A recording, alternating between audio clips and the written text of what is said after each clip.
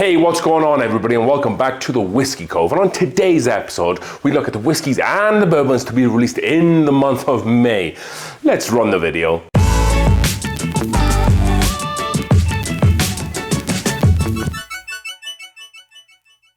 All right then, folks, welcome back to the Whiskey Cove. Welcome back to the channel. Thank you for tuning in for what has been an excellent addition to the Whiskey Cove YouTube channel, and that is the whiskies and bourbons to look out for the forthcoming month. And I say this quite a lot on this channel. You might want to go back and watch the other episodes before this, whiskies and bourbons to look out for in April and March, because sometimes the stuff gets pushed out just a little bit more than we want it to. However, we do our best research. We pull from the best resources at the given time to bring you this episodes of the best whiskies and bourbons to look out for the forthcoming month, and which is May. We have some awesome whiskies on this list and some honorable mentions at the end, and a fantastic bourbon, which is the last one we'll talk about today. However, ball number one, and that is going to be Distillery Michter's, and that is Louisville, Kentucky, because they are back with a 10-year bourbon.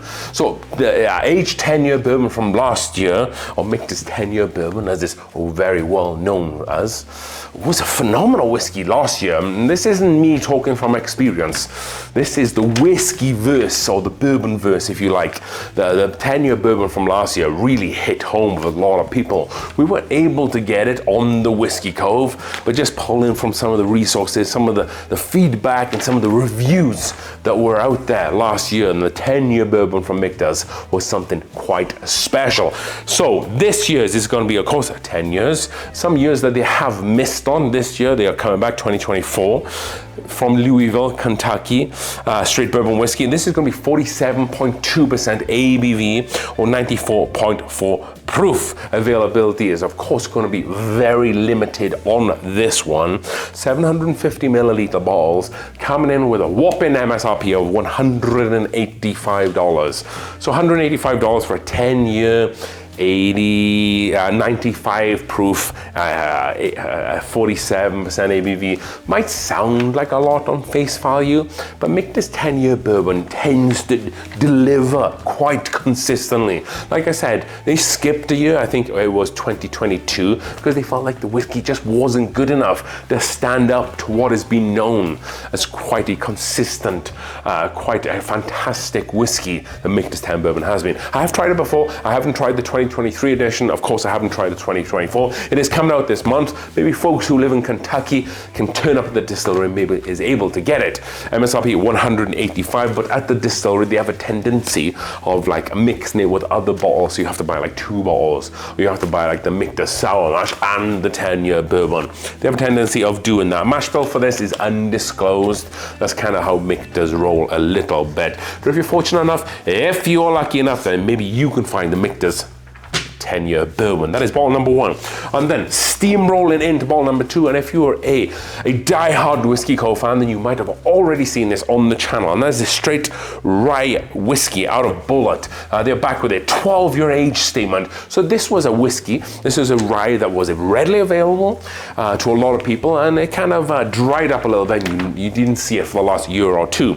However, they have coming back by popular demand and reintroducing 12-year age statement on their rye whiskey. So their mash bill on this is their 95 rye, 5% malted barley, and this is of course sourced from MGP, that 95.5 mash bill that we see quite consistently across the whiskey world, and it's because it kind of works, and it's almost set in the standard of what is American rye, because we're so used to this mash bill that it's like, oh well, if it doesn't taste like this mash bill, it kind of doesn't taste like rye. However, that is not the case, but they've gone with the 95.5 mash bill because it works so well, and if it's anything like the last 12 year, it'll be very good. Like I said, we did a review on it. Go over on the channel and check that out, and you will be pleasantly surprised. So this is again sourced from MGP, being released the month of April to May. Like I said, I've seen it here in Colorado a few different times, but you might see it, depending on where you live, distributed a little bit later. So expect to see it late April, early May. Aged 12 years, color dark gold mahogany, if you like. MSRP for 12-year age stated rye between $50 and $60, which is pretty sensational value in today's market. We just talked about Michter's 10-year bourbon. Yes, this is a bourbon, so you can't exactly compare apples to apples, if you like. $185 to $55. You know, make your own mind about how you want to pay for whiskey, how much you want to pay for the branding and whatnot. I'm not here to tell you how much you should pay for whiskey. What I'm saying is $55 for a 12-year age-stated rye. That's a pretty fair price, even if the whiskey in the bottle is mediocre at best. So go over and look out on the shelves for Bulleit Whiskey 12-year age-stated rye, because it should be readily available in stores near you.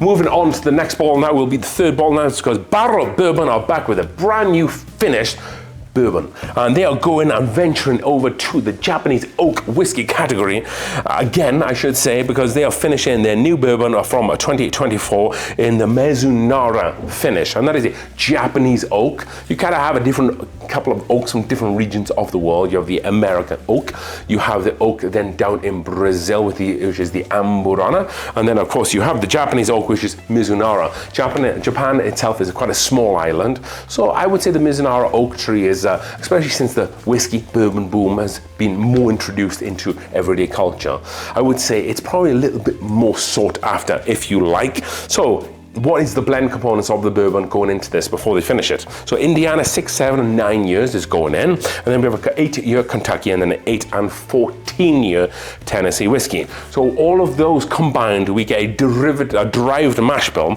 76% corn, 20% rye, and then 4% malted barley, which gives us a grand total of 115.52 proof. So quite high up in the proof ladder, if you like. However, barrels have a tendency of, I don't even know if they have a product below 50% ABV or 100 proof. They keep delivering right above that that ABV statement or that proof statement. MSRP on this guy, I was only able to find an MSRP of last year. So they brought it out in last year in 2023, and they haven't released an MSRP so far. And I was able to find $79.99 for last year. So if it stays the same, we will see $79.99 hitting the shelves again.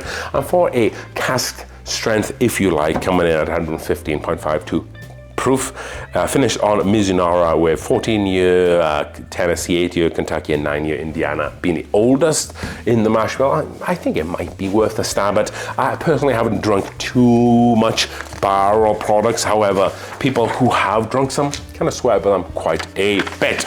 Moving from a barrel, we are going over to Indiana, because that is Penelope, and they are back with a new toasted series for this year. So they come out with this toasted bottle quite consistently every year.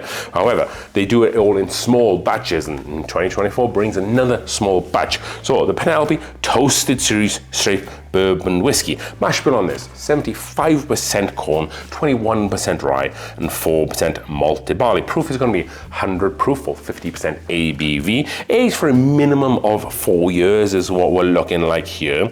And available for order right now. You should be able to see it in stores and also maybe on some online outlets there as well. So this is made up of a 3-grain mash bill. Well, the first grain is the wheated mash bill, 51% corn, 45% wheat, and then 4% malted barley. And then the other one is a rye mash bill, 75% corn, 21% rye, and 4% malted barley. And then lastly is the high corn mash bill, or also known as light whiskey, because that is the 99% corn, 1% malted barley mash bill. And then, like I said, all of those combined is the derived mash bill of 75% corn, 21% rye, and 4% malted barley. And then it is toasted in the hand toasted barrels, and then that gives it that special American toasted bourbon feel. I haven't tried this bottle. I've tried the Architect line that they have, which is obviously finished in French oak cask, which is another oak what we can talk about in a different episode if you like. However, MSRP on this guy, you're probably looking around $60 to $80. It depends where you live. So for a toasted whiskey, sitting around that price. It's kind of a little bit more expensive than Elijah Craig Toasted. That might be hard for you folks to find at home. Old Forester 1910 comes in a little cheaper than that. Moving on, now we are going to Templeton because they're pushing out their Midnight Rye, which pushes the boundaries of innovation and delivering an American rye whiskey that is expertly blended with a subtle touch of dark port wine. So this is a unique whiskey that is meticulously aged and matured in first filled American oak barrels with a touch of dark port wine, and then bottled at 45% ABV or 90 proof. Kind of sounds like something pretty similar. High West Midwinter Night's Dram is a rye whiskey, predominantly and previously solely sourced from MGP, Templeton sourced from MGP, and then it is finished in port barrels. However, they blend the whiskey and then they add port to it. That's the difference between these two. ABV is 45% ABV in this. It is like 48% on that, so again, pretty close. And this is called Templeton Midnight Rye. So I guess if you're looking for something to carry the back off of like a Midwinter Night's Dram, they kind of sound pretty similar. However, massive difference here. We've already mentioned one, and that is they add port. They don't finish it on port barrels. The second one is Midwinter Night's Dram, $125. This is going to be coming in at $40 to $50. So if you're someone who wants a poor man's Midwinter Night's Dram, I'm not saying that this is going to be bad. I'm just saying that if you don't have the budget to pay $125+ for that, then $40 to $50 for something that probably tastes more like Midwinter Night's Dram used to be, might be worth your money. So again, that was the Templeton Midnight Rye, $40 to $50, should be available mostly nationwide, but you might be able to also find it online. And then lastly, before we talk about our honorable mentions, Heaven Hill Distillery are revealing a latest addition to the Old Fitzgerald lineup. Why is this so special? Well, a lot of people at home could be thinking that every bottle of Old Fitz is quite special because A, the decanters look pretty fantastic. The whiskey for me is solid, but maybe not worth the hunt. Maybe worth the price, but not worth the hunt. However, they are back to celebrate their 25th anniversary. This release commemorates Heaven Hill's 25-year ownership of the Bernheim distillery and the Old Fitzgerald brand. So obviously Old Fitzgerald brand has been available for years and years and years. But they are celebrating their 25 years of owning the Bernheim brand, which includes Old Fitz. So they are using barrels which marks the very, very special tag, and they don't usually use this that much. This is the first time they've used that tag for any Old Fitz since 2020. It commemorates this 25-year anniversary, and this release was aged from 1999 to 2013 and deemed exceptional by the distillery team. So what they're going on to say is that yes, it is aged at least 13 years, but it goes all the way back to 1999. So they pluck 25-year aged barrels and mix that in with some of the 13-year aged barrels. This Old Fitz, if you're looking at splurging on an Old Fitz bottle and this doesn't run too high and you're able to find it, this might be the one for you, because this is probably gonna go straight into the collector series, if you like. So if you see this for something probably less than $500, yes, $500 is still a lot of money and way too much for probably any bourbon. However, if you're thinking about getting a whiskey that is very special and we'll probably never see again, this might be the one for you. So honorable mentions, Never Say Die Rye, 52.5% ABV or 105 proof, coming in at $85 and is a sweet rye mash bill. $85, Never Say Die Rye. Don't know too much about it, but that is going to be available this month. Leopold Bros 8-year bourbon, 55% ABV or 110 proof. Straight bourbon whiskey, finished in their 3-chamber rye whiskey barrels. So if you're looking for a Boux rye that isn't essentially a Boux rye, but is a Boux rye, but also at the same time not a Boux rye, this might be the one for you. $99, which is actually quite affordable for Leopold Bros. Generally, their stock kind of runs higher 100s. So quite a complex whiskey at a great ABV for that price. Might be good, might not be good. Kind of is a Boux rye, kind of not a Boux rye for $99. Take a shot at it, why not? Don't blame me if it's not good. Ezra Brooks are back with a $1.99 port wine cask finish bourbon. This is 49% ABV or 90 proof, or 98 proof, should I say. Ezra Brooks is owned by Luxro, which is owned by MGP, but the Luxro brand comes under the Ross & Square brand, which is also owned by MGP, so kind of all owned by MGP. For a 49% 98 proof port wine cask finish bourbon, MSRP on this is $35. So if you were someone who wanted to get more into finished bourbon, specifically Kentucky finished bourbon or Indiana finished bourbon, who knows what they're sourcing from, $35 is an excellent stab in the dark in today's market. So yes, we'd like to run through this episode pretty fast, but if you're new around here, definitely hit the subscribe button, definitely go and log on Patreon, definitely go over to the Whiskey Cove's webpage, and thank you so much for tuning in. We all appreciate the views, we appreciate the comments, and we appreciate the subscriptions. As we drink through the world's whiskies one glass at a time, this is the whiskeys and the bourbons to look out for in the month of May 2024. Cheers.